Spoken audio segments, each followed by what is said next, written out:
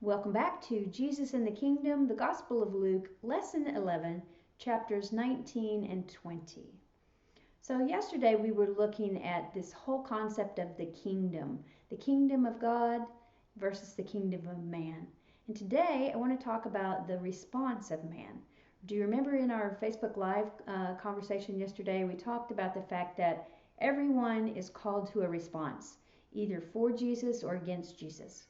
Either humility and acceptance of Jesus or rejection and rebellion. And so today I've got a worksheet for you that I want you to put together. It's a little T account again that has two columns. One column for the responses of people who are for Jesus and the responses of people who are against Jesus.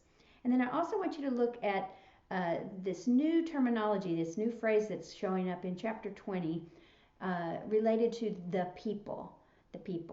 And you'll see it several times, especially in the conversation with the leaders, the Jewish leaders versus the people. So I want you to look at that a little closely. But on this T account for the responses of people, you're welcome to go all the way back to the beginning of the gospel if you want to. But if you want to just stay in chapter 19 and 20, that's fine as well.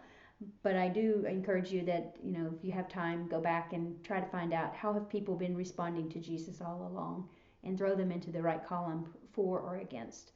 And then finally, the last thing I want to just mention today, I don't have any exercise for you with this, but I just want you to pay attention when you're either reading or listening to chapter 19 to the idea or the theme of wealth. We've been talking about wealth recently and how Jesus feels about wealth. And there are two stories back to back about wealth in chapter 19. There's the first story about Zacchaeus, who's the tax collector, and how he responds to Jesus about his wealth.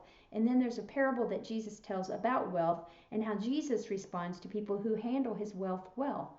Not just money wealth, but all the gifts that Jesus gives us and all the service that he asks us to do. So look at those two stories that are right next to each other in chapter 19 and just meditate on them a little bit as you're drawing your own conclusions about how Jesus feels about wealth, okay? And that's it for today. One simple exercise. I hope you have a great time in the Word, and I will talk to you later, all right?